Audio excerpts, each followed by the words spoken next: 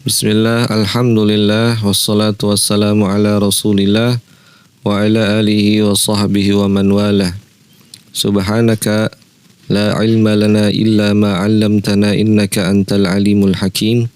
Rabbi shrah li sadri wa yassir li amri wa hlul 'uqdatam min lisani yafqahu qawli. Allahumma shalli wa sallim ala sayyidina Muhammad wa ala ali sayyidina Muhammad. Amma ba'du.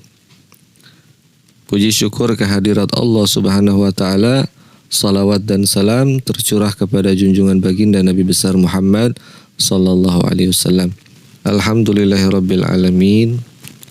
Kita bersyukur kepada Allah atas segala nikmat rezeki karunia yang Allah berikan selama ini kepada kita hingga saat ini, yang tidak bosan-bosannya Allah melimpahkan rezekinya kepada makhluknya. Wa in ta'uddu ni'matallahi la tuhsuha. Andai kata kita mau menghitung-hitung nikmat Allah yang Allah berikan kepada kita, kepada seluruh hambanya, niscaya kita tidak akan bisa menghitung nikmat tersebut, saking banyaknya. Anak-anakku, pagi ini seperti biasa adalah kegiatan mendengarkan nasihat agama, tausiah, karena yang namanya hati itu butuh dengan nasihat. Sebagaimana tumbuhan atau pohon itu membutuhkan air. Apabila tumbuhan tidak disiram, maka lama-kelamaan bisa layu, kemudian bisa mati. Sama halnya seperti hati manusia.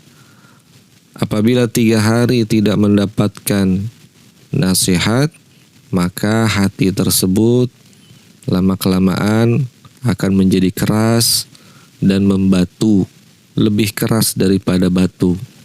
Apabila hati sudah menjadi seperti itu, akan sulit sekali orang menerima nasihat, kecuali hidayah Allah. Untuk itu, mari kita introspeksi diri kita selama di rumah, di dalam masa pandemi. Hal-hal baik apa sajakah yang sudah kita kerjakan? Ibadah apa sajakah yang kita tingkatkan? Amal soleh apa sajakah yang sudah kita kerjakan? Karena begitu banyaknya waktu yang Allah berikan, tetapi banyak juga waktu yang terbuang sia-sia. Untuk itu, mari kita introspeksi diri kita. Apakah hari ini lebih baik daripada hari kemarin? Atau hari kemarin lebih baik daripada hari ini? Hanya kalianlah yang bisa menjawab semuanya. Tema kali ini adalah membahas tentang musibah di atas musibah. A'udzu billahi minasyaitonir rajim. Zaharal fasadu fil barri wal bahri bima kasabat aydin nasi liyudhiqahum ba'dalladzi 'amilu la'allahum yarji'un. Shadaqallahul azim. Yang artinya, telah tampak kerusakan di darat dan di laut disebabkan karena perbuatan tangan manusia, supaya Allah merasakan kepada mereka sebagian dari akibat perbuatan mereka, agar mereka kembali ke jalan yang benar. Quran Surat Ar-Rum ayat 41. Sebagaimana kita saksikan di berita-berita, kita saksikan di media-media, bersamaan dengan datangnya tahun baru, bangsa kita Indonesia banyak sekali mengalami berbagai musibah. Mulai dari kecelakaan, angin besar, banjir, longsor, gempa bumi, dan sebagainya. Yang perlu disikapi dari segala musibah ini adalah mengembalikan semuanya kepada yang maha memiliki, Allah Subhanahu wa ta'ala. Bumi, langit, dan seisinya adalah milik Allah, maka Allah berhak mau menjadikannya seperti apa. Bahkan Seandainya seluruhnya diluluh lantahkan, manusia tidak akan bisa berbuat apa-apa. Semua atas kehendak Allah. Manusia hanya bisa berencana, akan tetapilah Allah yang menentukan. Namun, kita manusia juga harus bermuhasabah. Apakah musibah yang kita terima merupakan bentuk ujian, peringatan, atau yang lain? Ya, sebagaimana firman Allah tadi, telah tampak kerusakan di darat dan di lautan karena perbuatan tangan manusia. Segala kerusakan yang ada di darat dan di laut karena ulah tangan manusia sendiri, karena kemaksiatan. Kemaksiatan di sini tentu bukan hanya berbentuk pelanggaran atas norma halal haram yang biasa kita dengar, ya seperti minuman keras, berjudi, zina dan sebagainya. Ya, akan tetapi segala perbuatan yang merusak alam juga adalah kemaksiatan. Ya, menebang hutan, kemudian ya merusak alam, keseimbangan alam, penambangan liar dan sebagainya sehingga menyebabkan bencana. Hal tersebut merupakan kemaksiatan. Nah, orang yang berilmu akan menjadikan musibah sebagai momen meningkatkan kebaikan. Baik kebaikan itu tertuju kepada Allah maupun kepada makhluk itu sendiri. Rasulullah SAW bersabda, "May yuridillahi bihi khairan yusib minhu." Barang siapa yang Allah kehendaki baginya kebaikan, maka Allah akan memberikan musibah atau cobaan.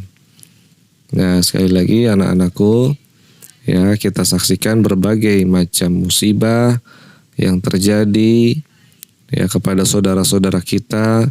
Kita harus timbulkan rasa empati kepada mereka minimal dengan berdoa. Syukur-syukur kita bisa memberikan bantuan, baik berupa harta, tenaga, ya atau segala apa yang kita mampu kita berikan bagi mereka yang sedang kesusahan. Inilah ciri seorang muslim yang sebagaimana Rasulullah bersabda bahwa muslim itu seperti sebuah tubuh. Ya, tubuh yang terdiri dari tangan, kaki, kepala. Apabila salah satu anggota tubuh sakit, maka yang lain pun ikut merasakan. Kalau tangan sakit, ya maka kepala pun akan merasakan sakit, pusing. Ya, tubuh yang lain pun akan merasa demam. Tangan yang kanan membantu tangan yang kiri. Ya, apabila kakinya luka, tangan membantu kakinya. Ya, apabila tangan yang terluka, kaki melangkahkan kakinya menuju ke dokter, ke rumah sakit. Itu adalah satu tubuh. Kita adalah muslim yang bersaudara.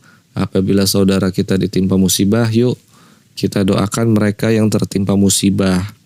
Ya, karena kita masih bersyukur, alhamdulillah masih diberikan keamanan, ketenangan, ya hanya tinggal disyukuri. Ya, dengan bersyukur maka Allah akan tambah kenikmatan. Sedangkan sebaliknya apabila kita kufur maka kenikmatan itu sewaktu-waktu bisa dicabut. Antara doa yang Rasulullah SAW panjatkan kepada Allah Subhanahu Wa Taala ketika ditimpa musibah, yaitu wala taj'al musibatana fi dinina wala taj'alid dunya akbar hammina wala mablagha ilmina. Ya Allah, janganlah Engkau jadikan musibah itu menimpa agama kami dan jangan Engkau jadikan dunia keinginan kami yang terbesar dan jangan Engkau jadikan dunia sebagai puncak daripada pengetahuan kami. Musibah adalah sunnatullah karena dunia ini memang tempat ujian. Segala macam musibah atau ujian akan Allah berikan kepada hamba-hambanya. Tetapi Nabi SAW berdoa jangan timpakan musibah itu menimpa agama. Karena musibah yang menimpa agama seseorang itu lebih berat dibandingkan dengan musibah dunia. Lebih berat daripada COVID-19, lebih berat daripada berbagai macam penyakit-penyakit berat. Karena musibah dunia menggugurkan dosa. Musibah-musibah dunia mengangkat derajat seorang mukmin. Musibah-musibah dunia itu seringkali menjadi kebaikan bagi seorang hamba. Berapa banyak dengan musibah yang Allah berikan itu, Allah Subhanahu wa taala hindarkan kita dari berbagai maksiat. Seseorang hamba yang dijadikan fakir miskin sehingga ia tidak bisa bermaksiat karena kemiskinannya.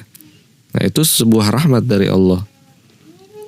Ya, kemudian ada orang yang diberikan sakit, tapi dengan sakitnya itu Allah gugurkan dosa-dosanya dan ia tidak sempat untuk bermaksiat.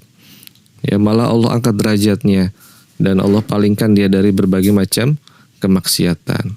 Nah, itu adalah keuntungan musibah yang Allah berikan di dunia. Tapi apabila musibah itu menimpa agama seseorang, ya hatinya dipenuhi dengan penyakit hati, terdapat kesombongan, hatinya terdapat ujub, merasa bangga diri, ya merasa paling hebat, hatinya dipenuhi dengan cinta dunia dan tidak peduli lagi dengan halal haram, nah, maka itulah musibah yang lebih besar daripada musibah dunia. Musibah di atas musibah. Jadi sekali lagi kita berlindung kepada Allah dari segala macam musibah agama. Karena musibah agama akan dibawa sampai mati. Akan sampai ke akhirat. Akan memberatkan siksaan bagi kita. Musibah yang menimpa agama berakibat buruk dan fatal di kuburan. Ya, di kuburan dia akan tersiksa, dia akan diazab oleh Allah Subhanahu wa taala, terlebih nanti di akhirat. Ya, ia akan lebih pedih lagi disiksa di dalam api neraka yang menyala-nyala. Maka kita berdoa kepada Allah, ya, kita mohon kepada Allah jangan jadikan musibah kepada agama kami. Ketika seseorang ditimpa musibah, kemudian ia meninggalkan ibadah, kewajibannya dia, maka itulah musibah yang lebih besar. Seharusnya dengan musibah kita kembali kepada Allah, tetapi kita ditimpa musibah malah semakin menjauh dari Allah, maka itulah musibah yang paling besar. Wallahu a'lam. Baiklah, mungkin itu tausiah singkat anak-anakku, kita berintrospeksi diri. Sekali lagi, ya selama di rumah, ya bagaimana ibadah kalian, sholat 5 waktu kalian, ya jaga sholat 5 waktu karena hal tersebutlah yang menjadi bekal untuk kita kembali kepada Allah. Hal yang pertama kali ditanyakan adalah sholat. Jadi sekali lagi bagi yang beragama Muslim, ya kerjakanlah sholat kalian, itu kewajiban. Jadi jangan sekali-sekali menganggap enteng sholat. Tunaikanlah sholat. Karena sholat itu adalah tiang agama. Agama apabila tanpa tiang maka tidak akan bisa berdiri. Karena sholat adalah tiangnya. Yang lain juga ibadah-ibadah yang lain, baca Quran, sholat duha yang sebagaimana dilaksanakan di sekolah, itu kerjakanlah di rumah. Ya, isilah di rumah dengan hal-hal yang positif, ya yang kreatif.